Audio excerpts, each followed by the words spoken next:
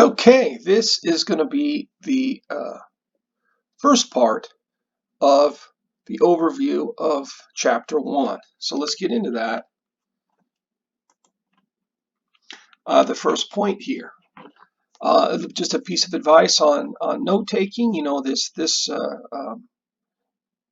I do my best when I put these slides together to cover the most important items from the chapter, and I also do try to point to some of the points here that are most important within the PowerPoint slides here. I'll tell you some of it's more important, some of it's less important. Let me say that usually the important material from the chapter that is most likely to end up on quizzes is any definitions from the chapters. I'm not able to cover everything. Key terms, definitions, uh, things like that that are usually highlighted in italics and bold. Those are the kinds of things that I tend to zero in on when I come up with quiz questions that are straight from the textbook that I didn't have time to talk about in the lecture. So so when you're studying the chapters and preparing for the quiz, of course you want to read the whole chapter through. But in particular, pay attention to definitions, terms, keywords, all that kind of thing, because I definitely go to those very often when I'm coming up with quiz questions. But I also very heavily draw, questions from these PowerPoint slides. So you want to study those carefully as a first priority. Okay, so criminology. Let's start. We usually start these courses with defining what we're talking about, defining what the discipline is. So a typical definition of criminology goes like this: an interdisciplinary science that gathers and analyzes data on various aspects of criminal, delinquent, and antisocial behavior. So, best way to think about it is if you just break it down into parts. Crim, of course, it means crime, and ology is the scientific study of. So it's just a rigorous, systematic scientific study of crime. And we also, of course, study the criminal justice system and the legal system. And there's a lot of different things we study, but definitely when we use this term criminology, we tend to have a focus on crime and the causes of crime. What makes someone a criminal? Why do these crimes happen? That kind of thing. And studying those questions in a scientific sort of way. Criminology tends to focus less on various aspects of the criminal justice system, although there's plenty of that too.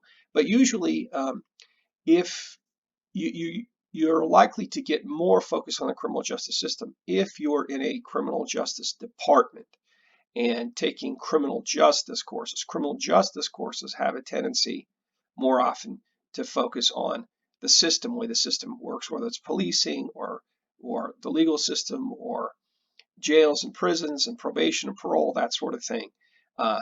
That's a lot of times we'll refer to that as criminal justice studies, that sort of thing. Again, these terms sometimes get used interchangeably, criminal justice, criminology, and don't stress about that. But usually, just so you know, a lot of the times when we use this term criminology, where the focus is on the crime side of it as opposed to the system. Now, the author uses the term science. I just use the term scientific. So what do we mean? Just a little question to think about here for a moment is, what do we mean when we're talking about science? Science is different than other ways of gaining knowledge in that it's very systematic, it's very careful, and bottom line, it's based on observation. We observe and collect data on what it is we're studying. Here it's crime, criminals, etc. We gather information systematically, very carefully on these people, and use that data to analyze it and to come up with very careful conclusions drawn from that data. So bottom line, when we're talking about what do you mean by the scientific stuff, we're talking about it's based on uh, data that comes from that's data that's collected on individuals, or not only just individuals. It could be, on cities or counties or states or whole countries, or you could focus on looking at a whole jail or a prison, a school, whatever. but it's just collecting data on people who are involved in breaking the law and trying to understand that. So bottom line, based on data and carefully analyzed. Now, defining crime is not as simple as you might think, because the fact is that what we define as crime can be somewhat different in different countries, different periods of time, different periods of history.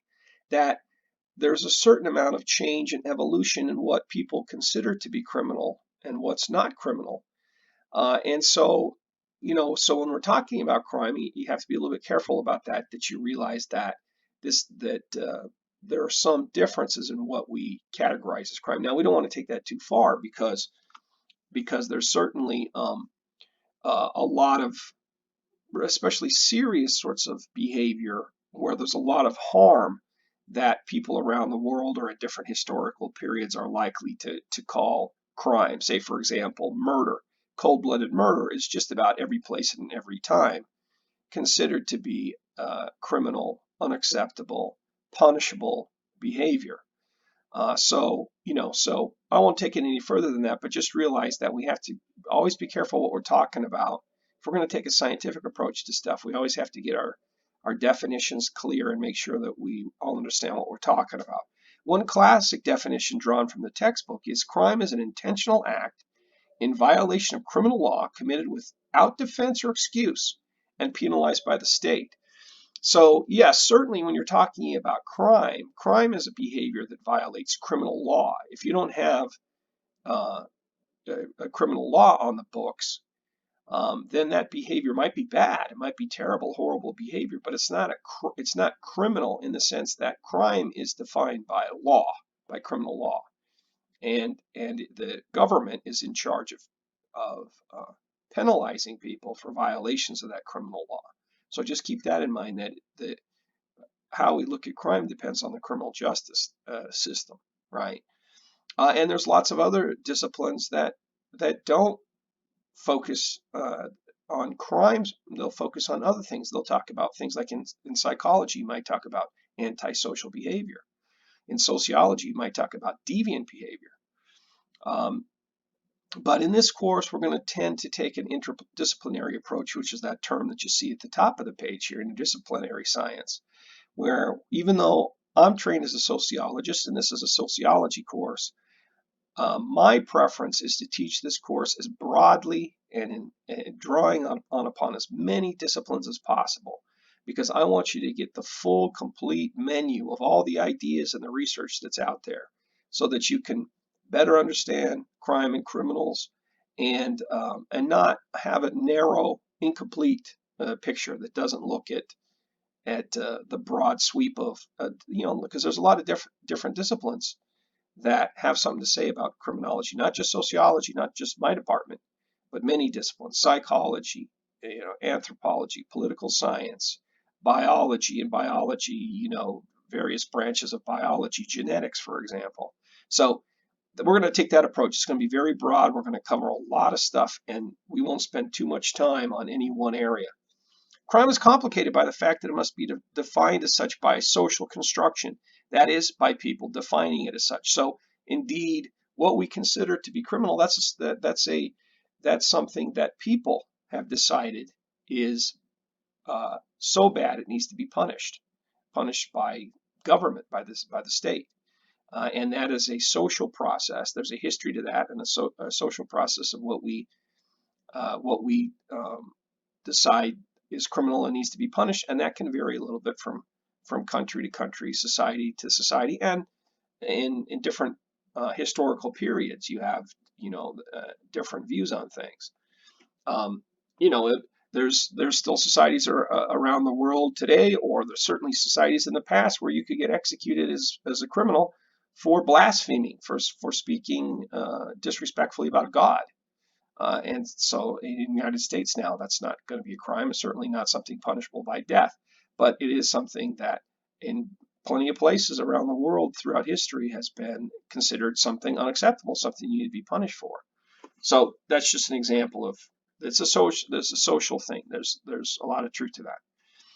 In the science of this kind of behavior, researchers must recognize that actions show insufficient respect for what mainstream society forbids. So this is a kind of a simple idea, but it's one that I think is useful, especially from kind of a, especially, well, I guess it doesn't have to be just sociology. It could be psychology and other disciplines too, that on a real basic level, someone who commits crimes is someone who doesn't feel respect for the law, who doesn't feel compelled to follow what the law says. The law says thou shalt not kill, and the criminals, the murderer is like, well, I don't really, maybe that's what the law says, but I don't care. I'm gonna do it anyway. So it's somebody who doesn't have any conviction or feel that the law has any authority over them. So it shows a real disrespect uh, for what society thinks is wrong, what society condemns. And so that's one reason why they would call criminal behavior antisocial behaviors, like anti-people, anti-society. What society thinks is bad, you don't respect that. We can think of crime as being a subcategory of all intentional harmful acts. So there's not all harm is a big useful way to think of as crime. Usually, serious crime, is going to cause harm to victims. You're going to have victims. You're going to have people who are harmed by the behavior, and that's a lot of the reason why people think it's bad and it needs to be punished. But not all things that are harmful are considered are deemed to be criminal, are criminalized. Where we pass laws against the behavior, even though they're harmful and intentional. So let's say that I'm a married person, but I'm unfaithful and I cheat on my wife and go out, and have a relationship with somebody else. Well, that's obviously a harmful behavior. Uh, to If I go out deceptively, and dishonestly and do that sort of thing, that can hurt people a lot. But our society doesn't consider that to be something that it should be criminalized, where I end up, prosecuted, convicted, and served in time for that sort of behavior. People don't like it; they disapprove of it, but we've decided that's not a behavior that you're going to turn into a crime, that you're going to criminalize, right? So it's harmful, but not criminal, and not in our society. So it's just harm is a good way of thinking of this, but not all harmful things are criminal. And also, you could think of things that you could think of crimes that you could argue are not really very harmful, and maybe they shouldn't be crimes because nobody gets hurt. There's those kind of arguments happen every day. That say for example, minor drug use. Some people say, well, that doesn't really hurt anybody, so you should legalize,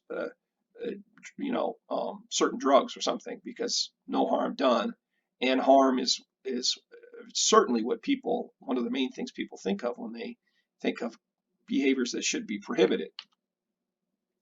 Private wrongs are harmful, but are thought best to be addressed by civil as opposed to criminal law. So a lot of this, what Walsh puts in his first chapter, there's quite a bit of overlap with our introductory criminal justice course. So I don't want to spend a lot of time on that, but certainly one thing, criminal law thinks of crimes as behaviors that hurt not only the victims but society in general. And so the victim, in a way, is society when a criminal robs a bank or something like that. It's an affront, it's an assault, an offense against everybody, against all of society. Private wrongs that are called torts. Those are bad behaviors that are seen more as private individuals being hurt, but not all of society. So you cheat me in business, and so that's a private wrong. That's a tort. And so what do I do in that case? I don't take you to criminal court to handle that. I sue you. I sue you in civil court, and I try to get compensation for how you've supposedly harmed me, right? But it's a different philosophy. Civil law is looks at behaviors that it considers to be the victims to be just the actual victim and not all of society. It's a private wrong. It's not a public wrong. Crime is considered to be a public wrong. The harm caused by criminal behavior is considered to be costly to the society as well to immediate victims. So crime is thought to be not only the actual victims of the crime, but that everybody in a way in society is wronged by crime, and that's how come we have to get so serious about punishing it seriously with, serious consequences like incarceration. Um, there's a core of offenses, of course, that are considered criminal in most cultures: murder, assault, rape, kidnapping, theft. Usually, where there's more harm, where there's more cold-bloodedness, more deliberate, uh, that usually is probably going to be criminal. If it's murder is an obvious one because the harm is about as bad as you could get. The victim has lost his or her life, and you can't get it back. So that's pretty serious harm. Rape would be another sort of thing. A person is violated; it could be traumatized for life for that. And so, kidnapping obviously, or crimes that put a lot of fear in people. Robbery, somebody sticking a gun in your face and demanding your valuables, or a home invasion, somebody breaks into your home when you're there and victimizes you in your own home. So that's another element too, is crimes that are terrifying are seen as more uh, as more serious. Um, Okay, so that certainly there's a certain logic to crime, even though you see differences from society to society. Now, here's a couple criminal concepts here that you've got two types of crimes that are mala in se and mala prohibita. Mala in se is the sort of crimes that are just in and of themselves inherently evil, like cold-blooded murder, whereas mala prohibita is a crime that's bad in the sense that a particular society condemns it, but that maybe other societies don't condemn, and that it tends to be less serious, and so there's more room for debate and disagreement about whether it really should be criminalized or not. So let's use that example of minor drug use again. Maybe some societies, or like currently in the United States, some states think that marijuana is something that should be legal, even used recreationally in a legal way. Other states prohibit that, so they disagree. So that'd be an example of something mala prohibita, meaning it depends on, it varies from place to place a lot, depending on how people feel about it. So those, a couple of Latin legal terms that are good to know. Now, this term, well, let's see, we're far enough in actually. Let me break here and we'll continue on part two.